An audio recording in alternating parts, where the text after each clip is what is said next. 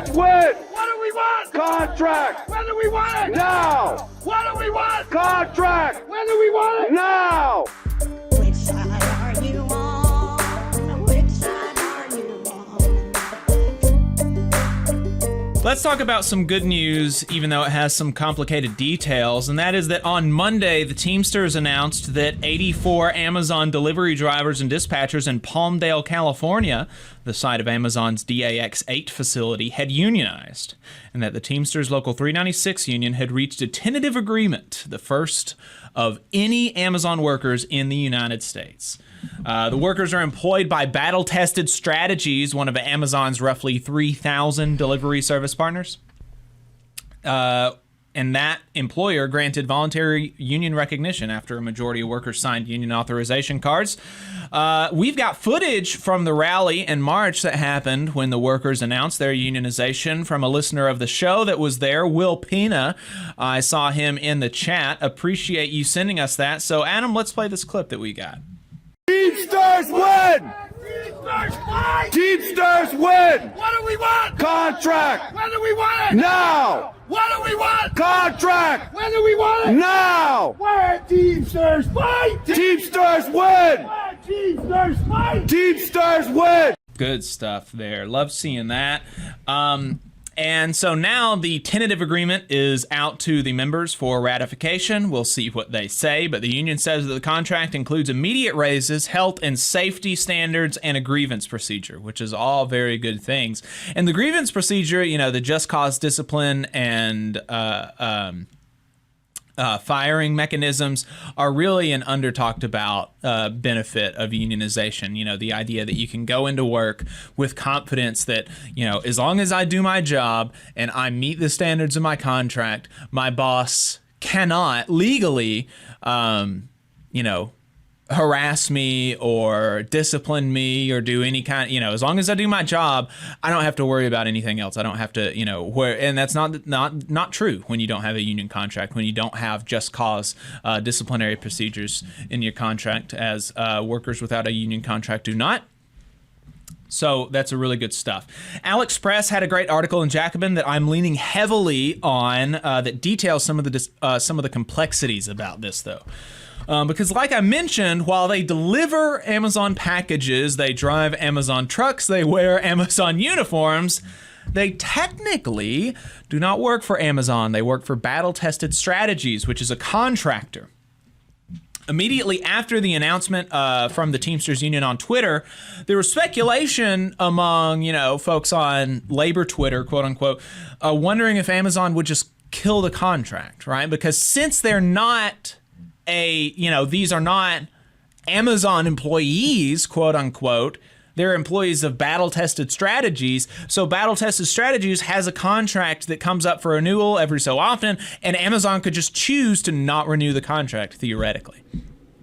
Although I'm not sure if that would be illegal, because if you could prove that it was associated with unionization, I'm not sure. But there were definitely some fears there, and confirming some of those fears, Amazon put out a statement later that day saying that BTS, quote, had a track record of failing to perform and had been notified of its termination for poor performance well before today's announcement.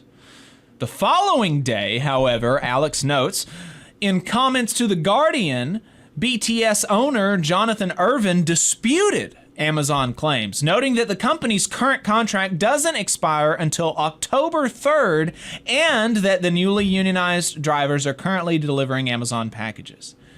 So, conflicting statements from the owner of BTS and from Amazon, but that points to the big complication in organizing Amazon's drivers, which is that many, maybe most of Amazon's drivers aren't technically Amazon employees, and so that makes unionization hard. Alex notes that David Wheel called this a fissured workplace when you have all of these subcontractors and subcontractors. Right.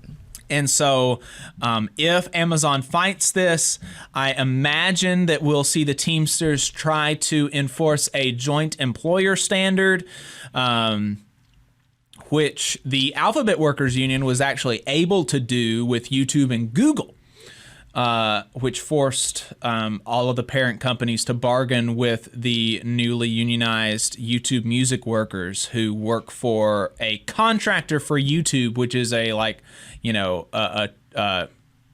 which Google is a parent company of. So there are, there's some reason to be optimistic about the state support for these workers, but it is definitely, there's some definitely some complications there. But the best way to combat these complications would be for more of these Amazon drivers working for contractors or working for Amazon directly to unionize, because the thing that unions bring is the collective power of the workers. And so when more of these people join unions, well, because it would, in the same way that in one workplace, if one person quits, well, the thing isn't, it's not really going to be that big of an impact to the organization's daily operations.